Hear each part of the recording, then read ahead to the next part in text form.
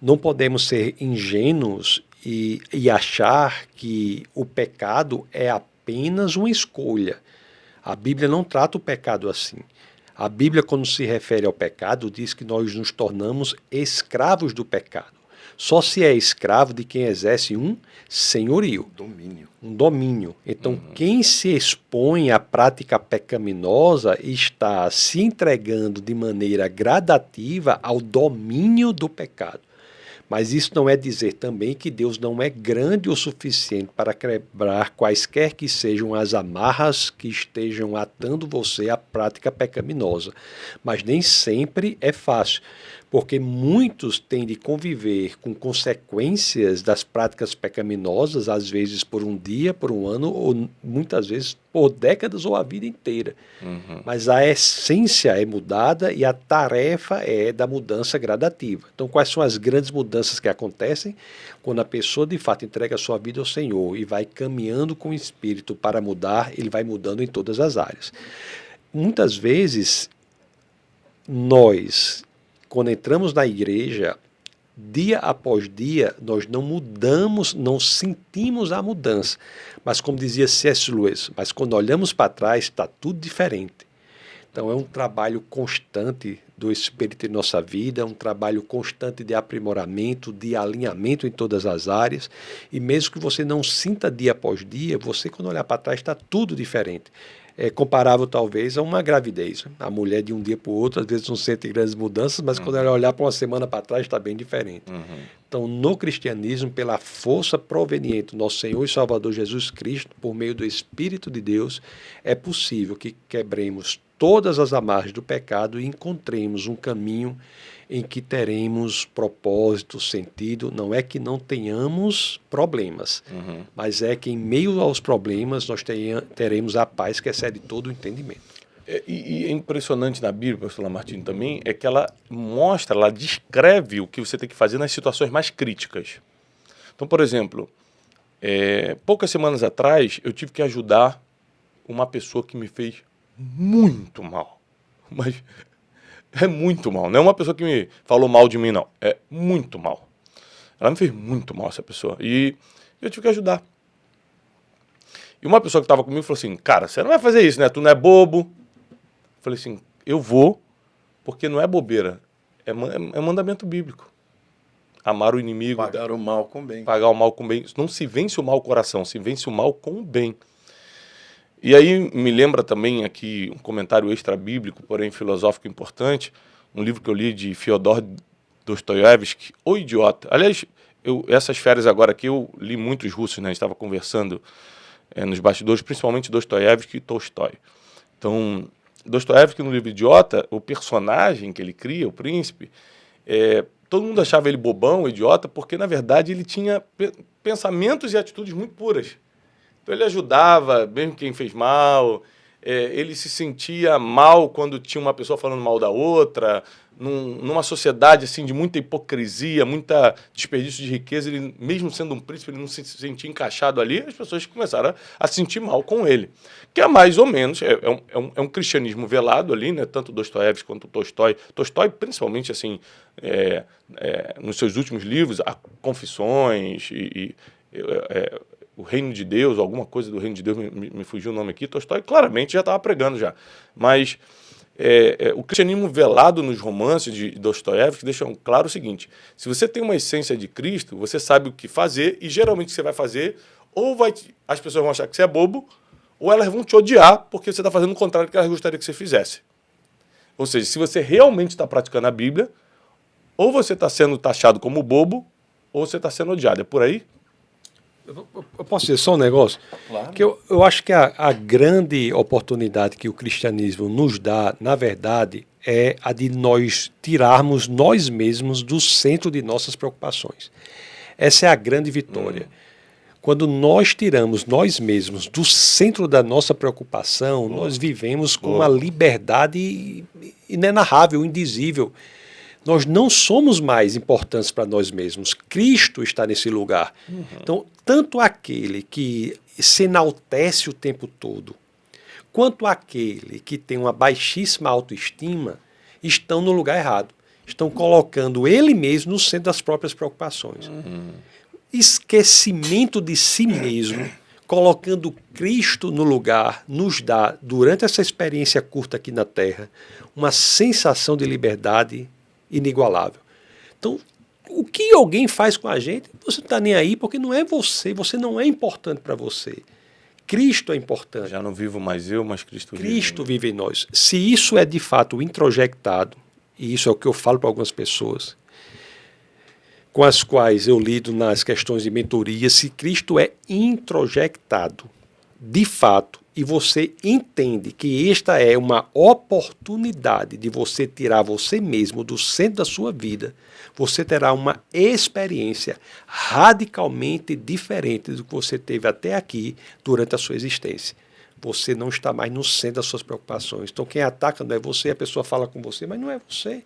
Você não é importante para você, você não está no centro de sua vida. Isso, para que isso seja possível, começa com uma decisão. O cristianismo tem muito a ver com decisões. Eu não perdoo porque eu sinto, mas porque eu decido agir de acordo com a vontade de Deus. Agora, o próprio amar o inimigo não é porque eu gosto. Não é porque eu gosto. Eu decidi você decidiu cumprir a agir. palavra. Agora, quando você decide andar segundo a vontade de Deus, num primeiro momento aquilo é difícil. A gente falou um pouco dos pecados, eu vou usar o vício. Por que uma pessoa Está muito comum na nossa geração. Por que uma pessoa fica viciada? Porque todo vício ele acontece por conta da dopamina. Você introduz uma substância, como por exemplo a nicotina ou a cocaína, que por sua vez ela instiga o cérebro a produzir dopamina. A dopamina ela traz aquela sensação de prazer. Quando aquela droga que instiga a produção de dopamina ela é retirada, a dopamina cai, o cérebro não produz mais. Isso gera o vício. A mesma coisa é o pecado. No momento que você decide, você vai romper com os processos pecaminosos ou com a mentalidade deste mundo, você começa a se adaptar a uma outra mentalidade. Quando a palavra diz, rogo-vos, irmãos, pelas misericórdias de Deus, que apresentei os vossos corpos em sacrifício vivo, santo e agradável a Deus, e não vos conformeis, não vos amoldeis a este mundo, mas transformai-vos pela renovação da vossa mente. Uma mente renovada, ela não é só no nível intelectual, espiritual, é também fisiológico, porque o nosso cérebro, ele produz uma série de conexões neurais que alocam pensamentos, sentimentos, emoções, sistemas de mundo. Quanto mais você vai vivendo de acordo com a palavra de Deus, essas conexões erradas vão caindo. Eu fui um violonista espetacular. Eu tocava 15, 16 horas por dia. O João Alexandre já falou para todo mundo que eu ensinei ele a tocar violão. Uau. Quando eu fui para Vencedores por Cristo, eu fui como pianista, ele era o violonista. Só que eu tocava tudo de Baden-Powell, Paulinho Nogueira. João vai tocar no meu aniversário. Tudo para ele. Pergunta para ele isso. Ele vai tocar no meu aniversário. Só que faz só uns 15 anos que eu não toco violão mais. Eu pego o violão, eu sei tocar, mas eu não consigo fazer 1/1000 do que eu fazia. Por quê? Porque a região do cérebro, onde estavam alocados todas as capacidades e tudo aquilo que eu armazenei, os treinamentos, as milhares de horas, essas conexões neurais foram se desfazendo. A mesma coisa acontece quando você abandona o pecado, quando você deixa de viver em pecado, quando você deixa de andar no pecado, quando você deixa de se expor à mentalidade desse mundo. Sabe o que vai acontecendo? A nova mentalidade que a palavra de Deus vai introduzindo, introjetando na sua vida, vai fazendo com que você não tenha mais. Hoje, quando eu olho para trás, Tiago, eu não me reconheço. Eu penso, como é que eu era assim? Eu não consigo nem imaginar como eu era, porque Jesus mudou a minha vida. Então, começa com uma escolha que vai produzir guerras, vai produzir processos de crise dentro de você, mas gradativamente, com a ajuda do Espírito, com o poder de convencimento da palavra de Deus, você vai se transformando numa outra pessoa. e aquilo que te prendia não te prende mais. É possível alguém deixar de usar droga, de ser cocainômano. É possível deixar de ser fumante.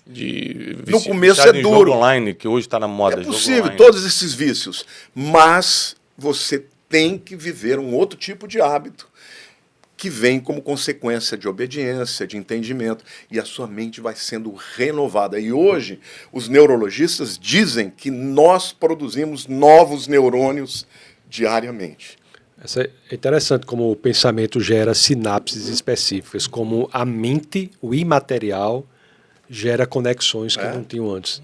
Por exemplo, quando você ora, já fizeram os estudos que colocam o indivíduo debaixo de uma ressonância magnética, você vai, assim, superdimensionar a área de atuação cerebral em algumas áreas do seu cérebro que melhora cognição, melhora alegria, melhora, por exemplo, pessoas que enfrentam depressão química. Ou seja, a nossa cognição, as nossas decisões mentais, a fé, a palavra de Deus ajudam também, não só no nível espiritual, mas no nível emocional, no nível físico, cerebral. E é possível, isso é obra do Espírito Santo. Agora, eu acredito que a palavra, como nós fomos criados como seres da palavra, toda palavra tem algum tipo de poder.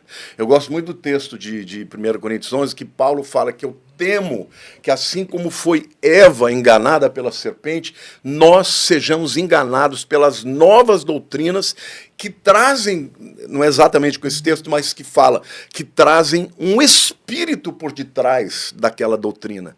Então, eu acredito muito que uma doutrina, um ensinamento, uma mentalidade tem por detrás conexões neurais, tem consequências neuroquímicas e também espirituais. A palavra ela é libertadora porque é o poder de Deus. Então, é o Espírito que atua na palavra, mas é a palavra também que tem um poder de criação, de vida e de morte. O que o pastor Tasso falou, ela denuncia quem a gente é, ela denuncia nossos erros, ela nos faz viver melhor aqui na Terra, ela aponta para a eternidade, mas também tem uma coisa que, enquanto você está falando de 1 Coríntios 11, eu lembrei de Gálatas 1, ela também anuncia coisas que iriam acontecer, ela é profética em todos os sentidos.